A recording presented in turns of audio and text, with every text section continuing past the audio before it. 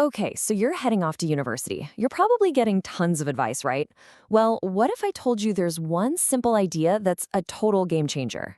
We're going to dive into the 80/20 rule. Think of it as your secret weapon for not just surviving uni, but absolutely crushing it. So does this sound familiar? You're juggling classes, trying to have a social life, keeping an eye on your budget. It's a lot. Feeling completely overwhelmed, like you're being pulled in 100 different directions at once? Yeah, we've all been there. And hey, that feeling, totally normal. I mean, university is a huge adjustment.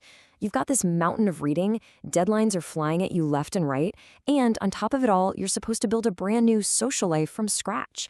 It's a lot. But the good news is, you don't have to be stuck feeling that way. So the big question is, how do you cut through all that noise? Well, that's exactly where our secret weapon comes into play. It's this incredibly simple but powerful principle that helps you focus on what really matters. The goal? To get way more done with way less stress. Okay, so here it is. It's called the Pareto principle. It was named after this Italian economist, Vilfredo Pareto, who noticed something kind of weird back in the day. He saw that about 80% of the land in Italy was owned by only 20% of the population. And the crazy part is, this pattern pops up everywhere.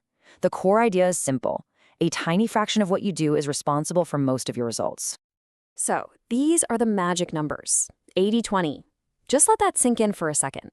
80% of your results come from just 20% of your effort. It's wild, right?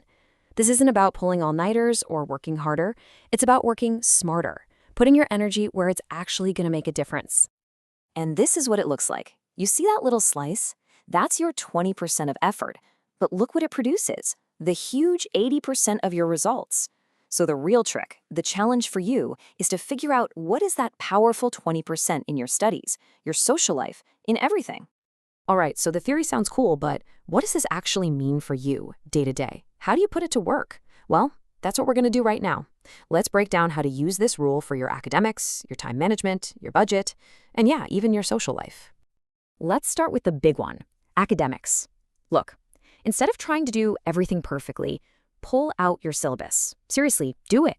Find the assignments that have the biggest impact on your final grade. You know, that final paper that's worth 40%, that's your 20%. That little weekly quiz that's worth 1%, that's part of the 80. Put your best energy into the things that move the needle on your GPA. And it's the exact same for your time. Think about your day. What are the 20% of things you do that give you 80% of your progress, or even just your happiness? Maybe it's that 2-hour focused study session in the library, or hitting the gym. Now, what's the 80% of stuff that doesn't really get you anywhere? You know, mindlessly scrolling through your phone? Find your high-impact 20 and protect that time. Okay, let's talk about money, because this is a biggie for students. I want you to actually look at your bank statement.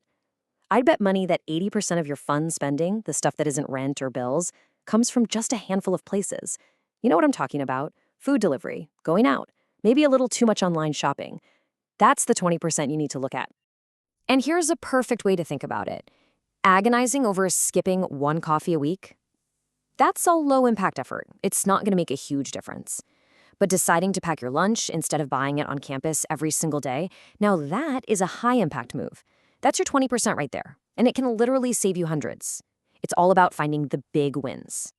And believe it or not, you can even apply this to your social life. Now, this might sound a little cold, but think about it. Which 20% of your friendships give you 80% of your joy, your support, that feeling of belonging?